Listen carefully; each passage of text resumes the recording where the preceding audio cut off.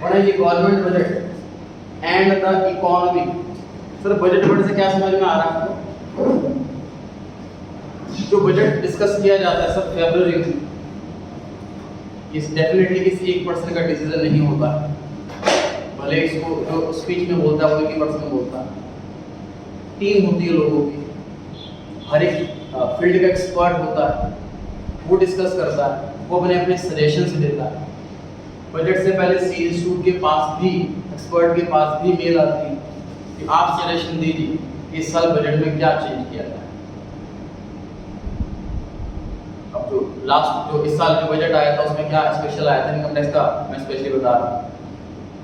जो 2021 वाला बजट था, 2021 वाला, 22 में तो इनकम टैक्स में कोई चेंज नहीं आया, 21 वाले का बता रहा हूँ। अभी तक गवर्नमेंट का रूल क्या था कि 5 लाख रुपए तक कमाओ कोई टैक्स नहीं देना, zero tax up to income 5 lakh. उसके बाद गवर्नमेंट लोगों को मोटिवेट करने के लिए कि भैया LIC करवाओ, हमारे बात घर वालों का क्या होगा, लोग तब भी नहीं करवाते, तो गवर्नमेंट कहती है LIC करवाओ, जितना प्रीमियम भरोगे हम मान लेंगे आपकी इतनी इनकम कम हो गई तो उसमें टैक्स भी कम होगा। मतलब फॉर एग्जाम्पल मेरी इनकम 6 लाख, मुझे तो टैक्स देना पड़ेगा, लेकिन गवर्नमेंट कह रही है कि लाख रुपये साल का LIC में कर दो, तो आपकी इनकम 5 लाख की मानेंगे, आपको टैक्स देना नहीं पड़ेगा। या आपकी 10 लाख रुपए की इनकम और आपका टैक्स बहुत ज़्यादा बन रहा है, 1 लाख रुपये LIC के भर दो, तो आपकी इनकम 9 लाख मान लेंगे, इनकम कम तो टैक्स भी कम हो जाएगा। इस चक्कर में लोग करवाने लगते हैं जी। इसमें खर्चा होता है ना, ऐसे का पैसा करो फिर टैक्स में, ऐसे का तो लेकिन हमें मिलना ही है, ऐसे का मिलना ही है, टैक्स का बर्डन कम तो होगा, टैक्स का बर्डन कम तो होगा। मैं तो ऐसे कैलकुलेट करता हूँ मुझे प्रीमियम आधा होगा, है ना। अब इसको अब गवर्नमेंट को लेकिन क्या चाहिए कि टैक्स कलेक्शन ज़्यादा चाहिए। सर कोविड के बाद गवर्नमेंट के बहुत खर्चे हो गए, वैक्सीनेशन भी और बहुत सारी चीज़ें हो गई, तो गवर्नमेंट ने क्या कॉन्सेप्ट लॉन्च करा कि नया टैक्स कॉन्सेप्ट लेकर गया, उसमें कहा कि डिडक्शन कोई नहीं मिलेगी।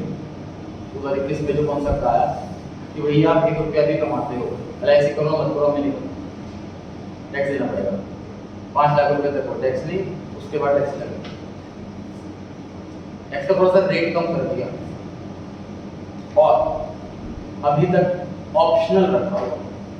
क्या मतलब पुराने वाले टैक्स के हिसाब से टैक्स भर दो तो आपको छूट मिल जाएगी LIC वगैरह में, लेकिन टैक्स का रेट ज़्यादा है। नए वाले कॉन्सेप्ट के हिसाब से टैक्स भर दो तो कोई छूट नहीं मिलेगी LIC वगैरह, लेकिन टैक्स का रेट कम।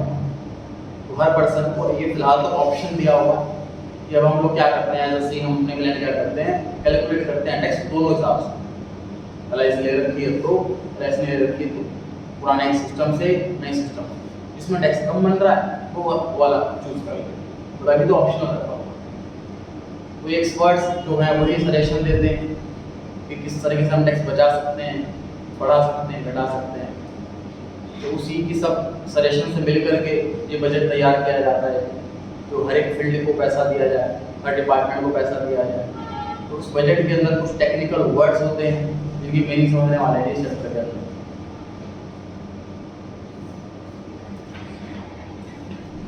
देखिए एक चीज़ और थोड़ा बता देता हूँ, सर आपने पूछा था कि सर कुछ वर्ड ऐसे हैं शायद जो स्कूल में वाले सर अलग करा रहे हैं या इस बुक में ये भी कराया है वो उसके अंदर नहीं है, उसको समझो इस चीज़ को, हर सब्जेक्ट है। अब ये अकाउंट्स में टॉपिक कंप्लीट कराया मैंने आपको, P&L एप्रोप्रिएशन डिविजिबल प्रॉफिट, उस टॉपिक में कितने क्वेश्चन कराए हैं? 5 टॉपिक कंप्लीट हो गया। होमवर्क में कितने थे? कम से कम 40 क्वेश्चन थे होमवर्क, थे कि नहीं थे? इलस्ट्रेशन एक्सरसाइज मिलाकर 40 क्वेश्चन थे। अब मैंने अकाउंट्स में भी तो 40 की जगह 5 कराए हैं। मेरी कोशिश मतलब ये है कि आपको लिमिटेड काम के अंदर हम हर चीज़ जो एग्जाम में आई हुई है, जो बोर्ड में आई हुई है, वो सारी कवर अप करानी है मुझे, लिमिटेड कवर करके वो चीज़ें बतानी है आपको जो बुक के अंदर नहीं है, वो चीज़ें डिस्कस करनी है और एग्जाम से अच्छे समय पहले आपका सिलेबस कंप्लीट करके सैम्पल पेपर स्टार्ट करें। मतलब अभी तो नॉलेज प्लस मार्क्स दोनों हम चैप्टर कोर्स कंप्लीट होते ही फिर सिर्फ मार्क्स एग्जाम से पहले, ठीक है। चलिए पहला वर्ड लिखा हुआ है budget. Budget is an annual financial statement. पढ़ेंगे first line. Budget is an annual, annual का मतलब सर हर साल आता है, ये मतलब है ना कि वर्ड की रेलेवेंस है। Financial statement showing the expected receipt. Expected मतलब सर बजट जो आता है ना वो फ्यूचर का आता है, पास्ट का नहीं आता। सर अकाउंट सब्जेक्ट के अंदर ये वर्ड हमने कभी नहीं पढ़ा budget, because accounting is past. हमें बताया नहीं जाता कि सेल होने वाली है, रिकॉर्ड कर लो। हमें बताया जाता सेल हो चुकी है, रिकॉर्ड कर लो। अकाउंट्स 100% पास्ट पर होता है, बजट फ्यूचर पे होता है। जो बजट फरवरी में आता है वो नेक्स्ट ईयर के लिए आता है, प्रीवियस ईयर के लिए नहीं आता। एक्सपेक्टेड रिसीट एंड एक्सपेंडिचर मतलब नेक्स्ट ईयर हमारा अंदाजा ये है कितने पैसे आएंगे और अंदाजा कितने पैसे जाएंगे of government for the coming physical और फाइनेंशियल ईयर। आगे लिख दीजिए बाय फाइनेंस मिनिस्टर। कंट्री के एट प्रेजेंट जो भी फाइनेंस मिनिस्टर होंगे वही ये स्टेटमेंट प्रेजेंट करते हैं। Finance minister by finance minister.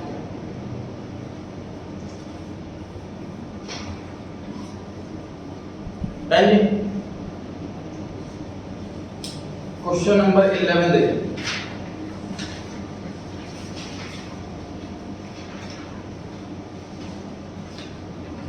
Question number 11 जो है वो ट्रू फॉल्स वाला क्वेश्चन है। क्या लगता है ट्रू है कि फॉल्स है बताइए। ट्रू है। वापस आगे पहले देखिए। The main objectives of budget are पहला reallocation of resources। देखो allocation क्या होता है वर्ड, और देखिए ध्यान से। फॉर एग्जांपल मैं कॉस्टिंग से लेके बता रहा हूँ आपको। तो एक फैक्ट्री के अंदर जीन्स भी बन रही है, शर्ट भी बन रही है और ट्राउजर भी बन रहा है, तीन चीजें बन रही है। जीन्स का कपड़ा अलग है, ट्राउजर का कपड़ा अलग है, शर्ट का कपड़ा अलग है। तो मटेरियल की कॉस्ट निकालने में तो कोई बड़ी आसानी रहेगी कि हाँ ये वाला मटेरियल जीन्स में लगा है, ये वाला मटेरियल शर्ट में लगा है, ये वाला मटेरियल ट्राउजर में लगा है। लेकिन बाहर जो सिक्योरिटी गार्ड खड़े हैं दो, अब वो कोई एक सिक्योरिटी गार्ड स्पेशली जीन्स की निगरानी नहीं कर रहा, वो पूरी फैक्ट्री की निगरानी कर रहा। उसकी जो सैलरी जा रही है उसका खर्चा जीन्स में कितना, उसका खर्चा ट्राउजर में कितना, उसका खर्चा शर्ट में कितना। फिर टीवी में ऐड दिया है, फ्लिपस्टार को दिखाया है, उसको पैसे दिए हैं, उसने शर्ट भी दिखाई, जीन्स भी दिखाई, ट्राउजर भी दिखाया। 2 करोड़ रुपए खर्च हो गए सर सेलिब्रिटी को देने में। अब वो खर्चा कितना जीन्स, कितना शर्ट, कितना ट्राउजर। तो ऐसे जो कॉमन वाले खर्चे होते हैं उनको हमें बांटना होगा, कोई ना कोई बेस लेकर। जैसे बेस लेकर के बांटते हैं, एग्जांपल देता हूं, जो एडवर्टाइजमेंट का खर्चा है वो सेल्स की रेशियो में बांटते हैं। मान लीजिए जीन्स 50,000 बिकी पूरे साल में, शर्ट 40,000 बिकी, ट्राउजर 30,000 बिकी, तो 3, 4, 5 की रेशियो बांटेंगे तो 2 करोड़। सिक्योरिटी गार्ड की सैलरी एरिया वाइज, जो ज्यादा बड़ा एरिया कवर कर रहा है ज्यादा सिक्योरिटी देनी, ज्यादा निगरानी करनी पड़ेगी। तो जींस जितने ज्यादा एरिया में फैक्ट्री के अंदर कितना बड़ा रूम जींस ने कैंडिडेट ने रखा है या 2 रूम शर्ट ने ले रखे हैं, एरिया वाइज बांटना। तो जो पैसा मिला है वो हमें किस किस बेस पे एलोकेट करना, कोई ना कोई हम लॉजिक, कोई ना कोई हम रेशियो, कोई ना कोई प्रोपोर्शन बनाएंगे। फॉर एग्जांपल सेंट्रल गवर्नमेंट को पैसा बांटना सारी स्टेट्स में, तो कैसे बांटे, हो सकता है पॉपुलेशन की रेशियो में बांटे, इस वाले में ज़्यादा पॉपुलेशन है, इसमें पॉपुलेशन कम है, या फिर एरिया वाइज, ये वाला एरिया ज़्यादा है, इस वाले सिटी का एरिया कम, कोई ना कोई बेस, कोई ना कोई प्रोपोर्शन लेकर के बांटा। This is reallocation of resource. Redistribution of income and wealth. Income जो करंट की है, वैल्यू इकट्ठी हो चुकी है। इनकम और वेल्थ में यही फर्क है। इनकम मतलब अर्न कितना कर रहा, वेल्थ मतलब प्रॉपर्टी कितनी हो गई, कितना पैसा इकट्ठा हो चुका है। उन सबको बांटना है सारे स्टेट्स के अंदर, सारी काम के अंदर। इकोनॉमिक्स स्टेबिलिटी, स्टेबिलिटी का मतलब सर यही है कि स्टेबल रहे, कोई एक भी डिपार्टमेंट डाउन ना हो जाए। सर एजुकेशन डिपार्टमेंट बड़ा डाउन था, गवर्नमेंट स्कूल में बच्चों की भीड़, एक क्लास में 80 बच्चे, बजट डाउन जा रहा था। तो इनकम टैक्स वालों ने क्या करा, एक नया कॉन्सेप्ट लॉन्च करा, एजुकेशन सेस 2%। मतलब गवर्नमेंट ने क्या बोल दिया कि आप लोग जितना भी इनकम टैक्स दे रहे हो, इस साल से जितना भी आपका टैक्स बने 2% एक्स्ट्रा देना पड़ेगा सबको, और जो 2% एक्स्ट्रा है वो सारा का सारा एजुकेशन में जाएगा। जितना पैसा चाहिए था उससे 6 गुना पैसा आ गया सिर्फ उस 2%। सपोज 1 लाख करोड़ रुपए टैक्स की आमदनी होती है, तो 1 लाख करोड़ का 2%, 2000 करोड़। और ये सिर्फ प्राइमरी एजुकेशन के लिए, एमसीडी स्कूल के लिए, ये अभी तक है। जितना भी इनकम टैक्स भरते हैं हम, उसका 2% पैसा इस काम में ले जाता है। जब गवर्नमेंट को इतना ज़्यादा पैसा आया तो गवर्नमेंट ने 1% और नया टैक्स लॉन्च कर दिया, सेकेंडरी एंड हायर एजुकेशन। अब टोटल 3% है। सर सीनियर वालों के लिए कम क्यों, प्राइमरी के लिए ज़्यादा? क्योंकि गवर्नमेंट स्कूल में बहुत बच्चे प्राइमरी के बाद नहीं पढ़ते, प्राइमरी में नहीं ज़्यादा लगता। और इसका भी करा हो एमसीडी स्कूल ज़्यादा मिलेंगे आपको, प्राइमरी वाले 12th क्लास वाले स्कूल कम मिलेंगे एज कम्पेयर टू एमसीडी। तो स्टेबिलिटी लेकर के आने से जहाँ पे हमारी लिटरेसी रेशियो खराब होती जा रही है, उसको स्टेबल करना। जो हेल्थ पॉलिसी डिपार्टमेंट खराब होता है उसको स्टेबल करना। तो हमें देखना है किसको स्टेबल करने की डिपार्टमेंट है, वहाँ पैसा बढ़ा दो। जो प्रॉपर स्टेबल है थोड़ा पैसा निकाल सकते हैं वहाँ से। Management of public enterprises, government enterprises को मैनेज करना है सर। जितने गवर्नमेंट ऑफिस खुले हुए हैं उसको मैनेज करना, सैलरी देना एम्प्लॉइज की, बिल भरना चीजों के वगैरह वगैरह। There are 2 components of budget, revenue and capital. Revenue budget consists of revenue receipt and revenue expenditure. Capital budget consists of capital receipt and capital expenditure. So बिल्कुल accounts की language है, चारों वर्ड सब अकाउंट वाले। Capital expenditure किसे बोलते हैं? Capital expenditure accounts की बात है, एसेट को बोलते हैं। रेवेन्यू एक्सपेंडिचर किसे बोलते हैं? अकाउंट्स की बात है, एक्सपेंस को बोलते हैं। Normal expense revenue expenditure, asset capital expenditure. Revenue receipt किसे बोलते हैं? इनकम, जो में रेगुलर इनकम होती है उसे रेवेन्यू रिसीट बोलते हैं। कैपिटल रिसीट किसे बोलते हैं? जब पैसा आए और इनकम आए।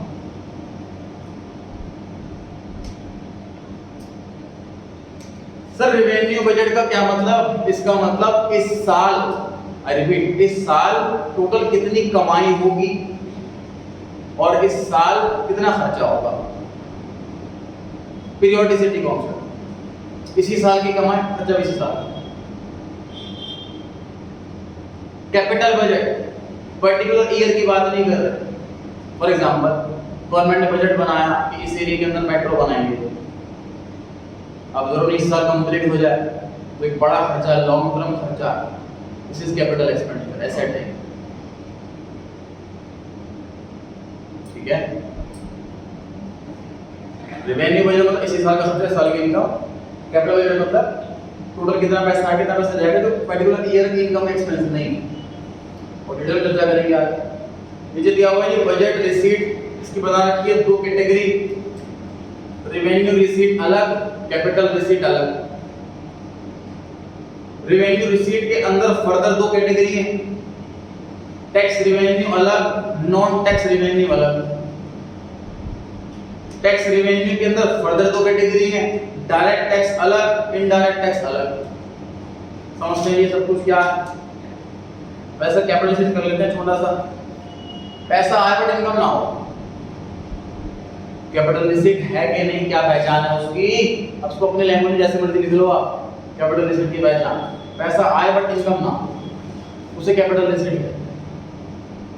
अब आपको कैसे ध्यान रहेगा, आप अपनी लैंग्वेज में लिख लो कैपिटल एसेट के बराबर। पैसा आए बट इनकम ना हो उसको कैपिटल रिसीट कहते हैं। हाँ जी, आपको बहुत एग्जांपल दूंगा तो बहुत टाइम लगेगा, इसी पे चर्चा करेंगे पूरी क्लास। पहला एग्जांपल लिखा हुआ है जी, बोरोइंग्स, सर लोन ले लिया, पैसा आ रहा है बट इनकम तो नहीं हो रही कोई, कैपिटल रिसीट। सर लोन दिया भी हो सकता है, लोन दिया हुआ पास्ट में दिया था, अब मिल गया, बिल्कुल। इंटरेस्ट चला रहा है वो तो इनकम। हाँ। पॉइंट नंबर 2, रिकवरी ऑफ, आपका एग्जांपल आ गया, रिकवरी ऑफ लोन। पास्ट में हमने किसी को लोन दिया था, वो पैसा वापस मिल गया, पैसा आ रहा है बट इनकम तो नहीं हो रही। अदर एसेट में लिखा हुआ ब्रैकेट में डिसइन्वेस्टमेंट। इन्वेस्टमेंट के आगे डीआईएस क्या, इन्वेस्टमेंट तो पता है, इन्वेस्टमेंट का मतलब कहीं पैसा लगाना, इन्वेस्टमेंट में पैसा वापस आना, और डीआईएस का मतलब सेल ऑफ इन्वेस्टमेंट। डीआईएस ये अपोजिट है इन्वेस्टमेंट का। डिसइन्वेस्टमेंट मतलब इन्वेस्टमेंट कर रखी थी, उसको पैसे को निकाल लिया, मतलब गवर्नमेंट ने कहीं पैसे इन्वेस्ट करा तो कैपिटल एक्सपेंडिचर होता है, उस इन्वेस्टमेंट को बेचकर पैसा निकाल लिया वो डिसइन्वेस्टमेंट होता है। ठीक है, और अंडरलाइन करो डिसइन्वेस्टमेंट, मान लिख लो सेल ऑफ इन्वेस्टमेंट, मान लिख लीजिए सेल ऑफ इन्वेस्टमेंट।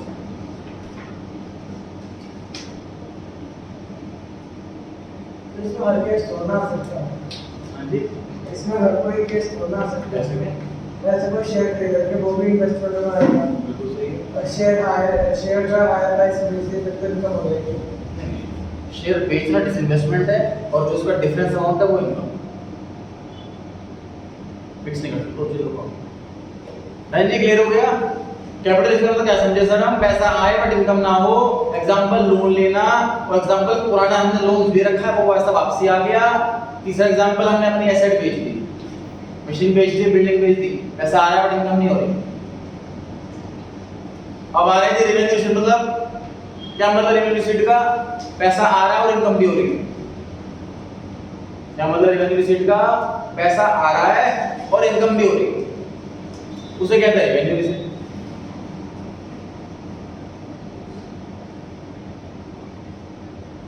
तो गवर्नमेंट को रेवेन्यू कहां से होता है सर, तो टैक्स से होता है, और कुछ नॉन टैक्स से होता है।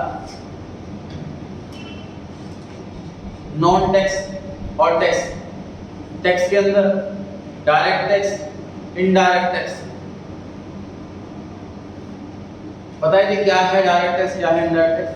थोड़ा बहुत इसमें 11th क्लास में क्या होगा, जीएसटी वाले टॉपिक पता है। डायरेक्ट टैक्स होता है मतलब गवर्नमेंट डायरेक्ट टैक्स लेती है, और जैसे डायरेक्ट हो गया जैसे जीएसटी लगा देते बना देते तो कस्टमर को देता है पर कॉपी पास नहीं। सही आंसर दे रहे हैं जी। डायरेक्ट टैक्स वो होता है जिसमें बियरर और पेयर सेम होता है। इनडायरेक्ट टैक्स वो होता है जिसमें बियरर और पेयर डिफरेंट पर्सन।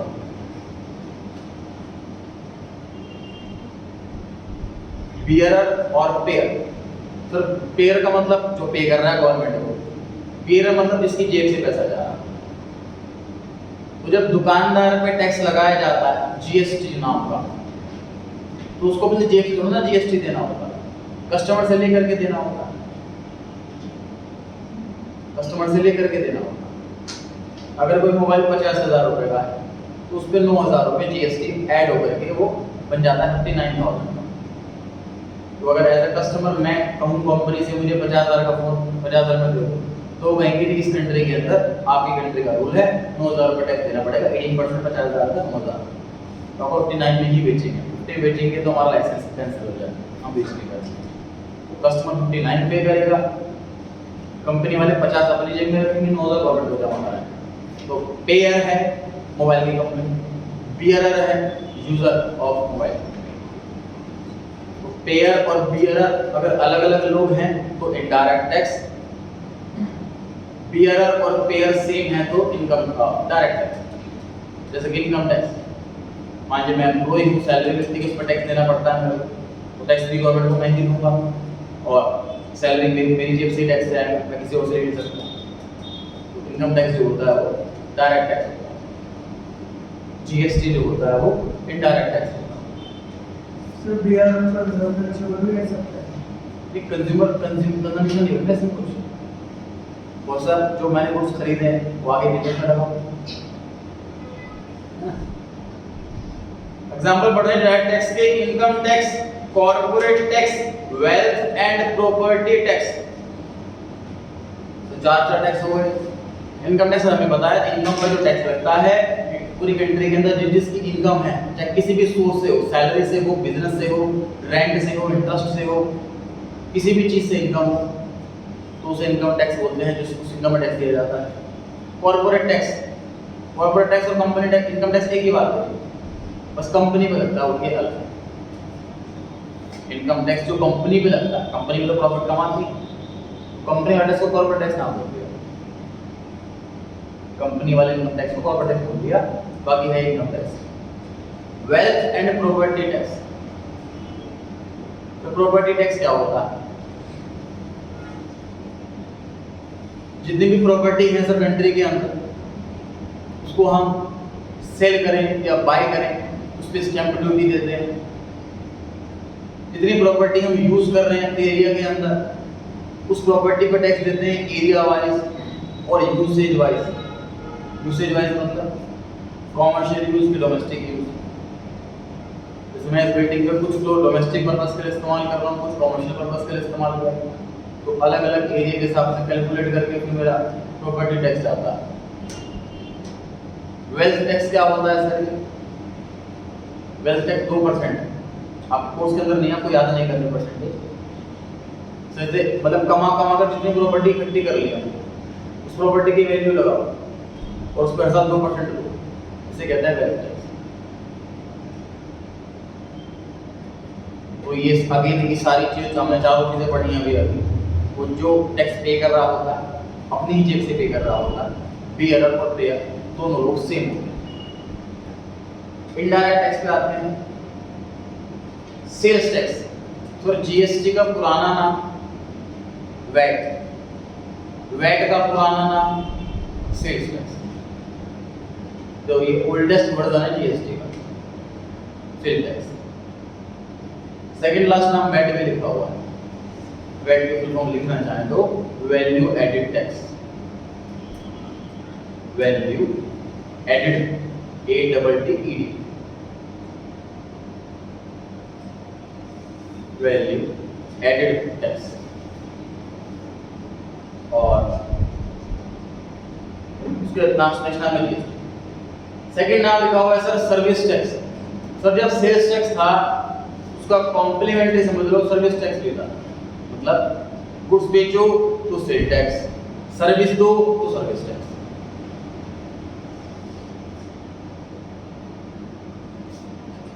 गुड्स बेचते हैं तो उस पर सेल्स टैक्स लगता था, और जब सर्विस देते हैं मतलब प्रोफेशनल सर्विस हो तो उस पर सर्विस टैक्स आता है। नोटिस करा हो आपने कुछ रेस्टोरेंट्स में जीएसटी जब पढ़ाया था, मैं तो एग्जांपल दिया था इसका कि सर कुछ रेस्टोरेंट ऐसे होते हैं जिसमें हमें बैठे रहना होता और वेटर खुद आकर के ऑर्डर लेता और पेमेंट हम बाद में करते। कुछ रेस्टोरेंट ऐसे होते हैं इसमें पहले काउंटर पे लाइन में लगो, ऑर्डर दो, पैसे दो, फिर वेट करो, फिर खाना मिलेगा। कोई खाना कम पड़ जाए फिर लाइन में लगो। तो ऐसा लगता है कई बार कि इतना बड़ा रेस्टोरेंट है तो वेटर नहीं सकते लोग, है ना? उसके पीछे कॉन्सेप्ट सिर्फ यही है सर टैक्स का। डोमिनोज में जो है उसमें लाइन में लगना पड़ता, पिज्जा हट में बैठे बैठे खाना मिलता है। पिज्जा हट का पिज्जा महंगा, डोमिनोज का सस्ता। कॉन्सेप्ट क्या है कि डोमिनोज सिर्फ सेल टैक्स ले रहा है, वो पिज्जा बेच रहा है। पिज्जा हट सेल्स टैक्स भी और सर्विस टैक्स भी, और वो पिज्जा भी बेच रहा है और बैठे बैठे सर्विस भी दे रहा है। डबल टैक्स लग रहा, इसलिए महंगा पड़ता पिज्जा। समझ आ रही है बात? गुड्स पर सेल्स टैक्स और सर्विस पे सर्विस टैक्स। तो अब इसी का कॉम्बो आया हुआ है GST, goods and service tax इस नाम से। यही मतलब सर्विस दे रहे हो तो भी जीएसटी नाम रहेगा, गुड्स बेच रहे हो तब भी जीएसटी नाम रहेगा, बस ये नाम कंबाइंड कर देंगे। एक्साइज ड्यूटी, एक्साइज का मीनिंग लिख लीजिए मैन्युफैक्चरिंग, एक्साइज का मीनिंग लिख लीजिए मैन्युफैक्चरिंग, और ड्यूटी का मतलब लिख लीजिए टैक्स।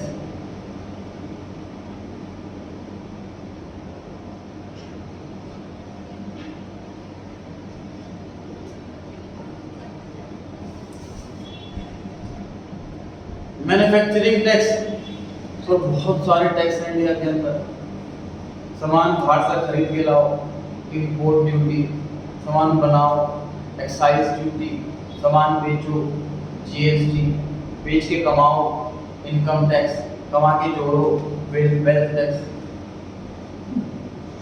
हर एक स्टेप पे टैक्स। एक्साइज ड्यूटी है सर मैन्युफैक्चरिंग पर, जो मैन्युफैक्चरिंग कर रहे हैं सिर्फ उन्हीं को ये टैक्स देना होता है।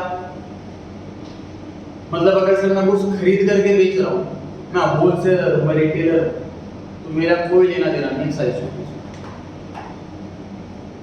मैन्युफैक्चरर हूँ तो ही लेना देना एक्साइज ड्यूटी, ठीक है जी। कस्टम ड्यूटी, कस्टम ड्यूटी के दो पार्ट हैं, लिख लीजिए import duty, export duty.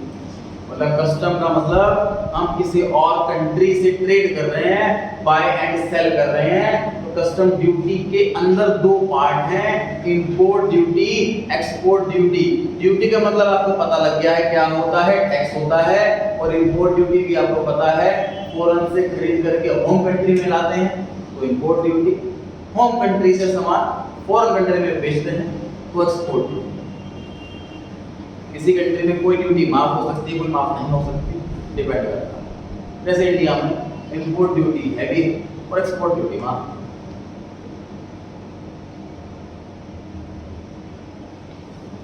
Direct tax complete हो गए, इनडायरेक्ट टैक्स कंप्लीट हो गए, ध्यान से देख लीजिए अच्छे से। और फटाफट से अगले पेज पे, पेज 63 पे क्वेश्चन 1 बता दीजिए। Page 63 question number 1।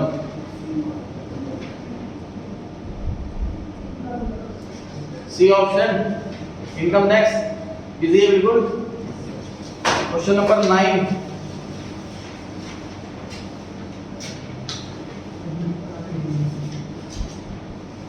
बताइए जी क्वेश्चन नंबर 9 का आंसर इनडायरेक्ट टैक्स।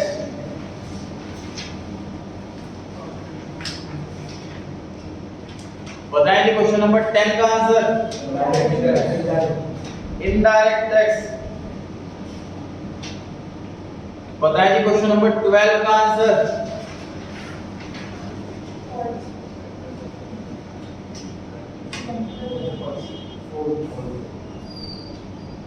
बताइए जी ट्रू है क्या फॉल्स है? फॉल्स है। एक्साइज ड्यूटी तो इनडायरेक्ट टैक्स होता है।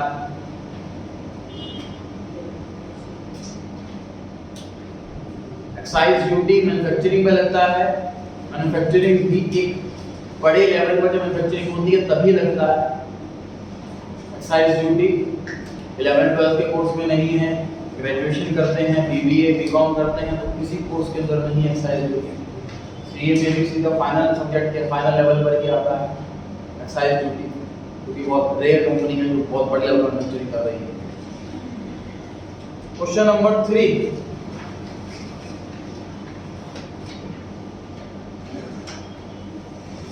इसमें बोला हुआ है जी which of the following is not a revenue receipt. अभी तक क्या पढ़ा सर हमने? रेवेन्यू रिसीट का मतलब इनकम हो रही है, आमदनी हो रही है, पैसा मिल रहा है, प्रॉफिट हो रहा है। पहले वाला डिसइन्वेस्टमेंट। क्यों ये रेवेन्यू रिसीट नहीं है? क्योंकि ये कैपिटल रिसीट है, क्योंकि इसमें हम इन्वेस्टमेंट को बेच रहे हैं, हमने कहीं पैसा लगा रखा था वहां से पैसा निकाल रहे हैं। डिसइन्वेस्टमेंट पढ़ा था एग्जांपल में, कैपिटल रिसीट के एग्जांपल में पढ़ा था हमने डिसइन्वेस्टमेंट, ध्यान है? Six question, question number 6।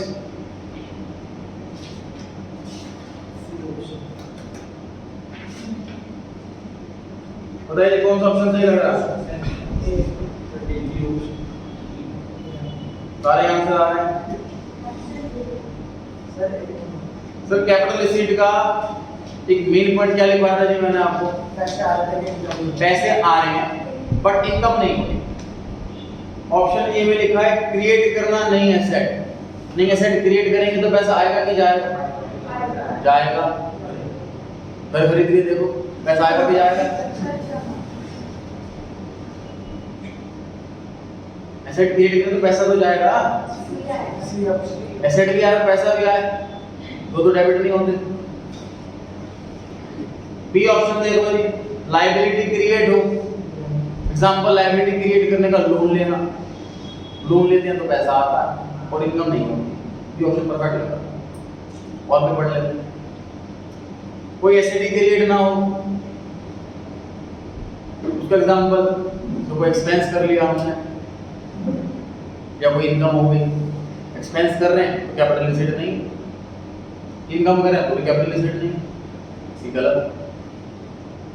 D liability create ही ना हो, मतलब इनकम हो रही है और रेवेन्यू रिसीट हो गया। डी ऑप्शन बचा, ठीक है।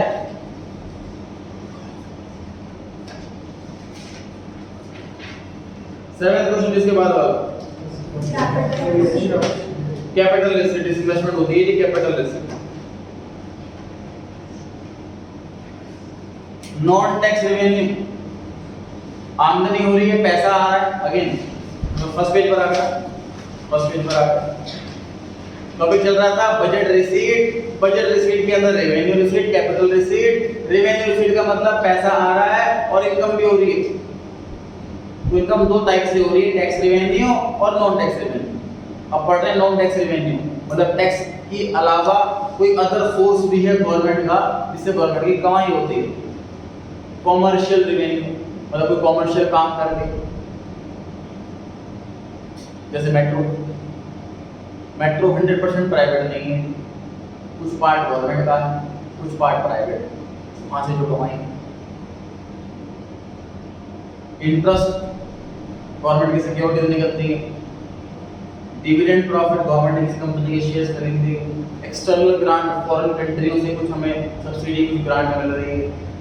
एडमिनिस्ट्रेटिव रेवेन्यू कुछ सामान बेच करके मैनेज करके कुछ फीस वगैरह से कोर्ट में जाते हैं, पर्ची कटती है, इस चीज की फीस होती है।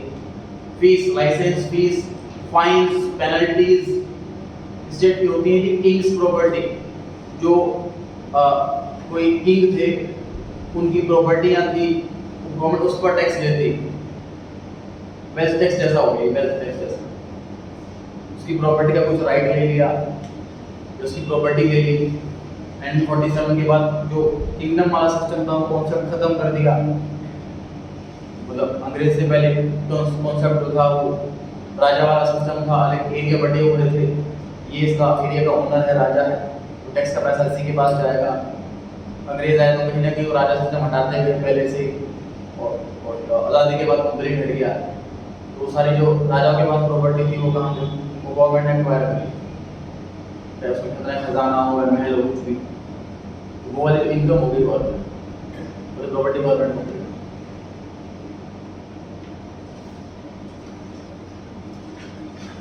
नेक्स्ट पेज पे आ गए जी, हम पहला टॉपिक दे रखा है डायरेक्ट टैक्स, ये हम पढ़ चुके हैं। When government imposes a tax on a person paid by the same person, जिस जो पर्सन पे टैक्स लगा रहा है पे भी वही कर रहा है डायरेक्ट टैक्स। एग्जांपल डिस्कस कर चुके हैं हम। क्वेश्चन नंबर 2 पढ़ेंगे एक बार। क्वेश्चन नंबर 2,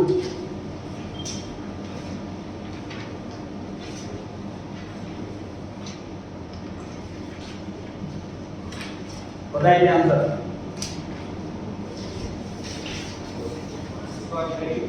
पहला ऑप्शन है कॉर्पोरेशन, मतलब कंपनी। तो कॉर्पोरेट टैक्स पढ़ा है भी, कॉर्पोरेट टैक्स डायरेक्ट टैक्स होता है।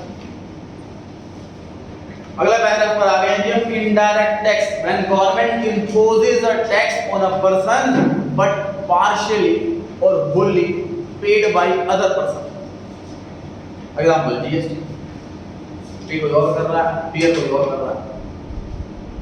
जैसे एक्साइज ड्यूटी भी लॉन्च करेंगे तो आगे कॉस्ट में ही ऐड करके कस्टमर से ही ले जाते हैं।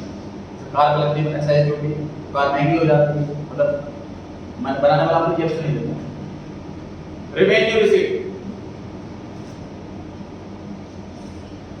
जो कि बड़ा सा पैसा आ रहा है और इनकम भी हो रही है। Neither creates a liability for government nor causes any reduction in asset और recurring नेचर का हर साल होती है, बार-बार होती है, इनकम बार-बार होती है। कैपिटल रिसीट मतलब पैसा आए बट इनकम ना हो, या तो लायबिलिटी क्रिएट करेगा या कोई एसेट कम कर देगा, और ये नॉन रिकरिंग नेचर का होता है। तो ये बार-बार नहीं, कोई बड़ा खर्चा, कोई बड़ी एसेट खरीदना या बड़ी एसेट बेचना या लोन लेना या लोन चुकाना, ये बार-बार नहीं।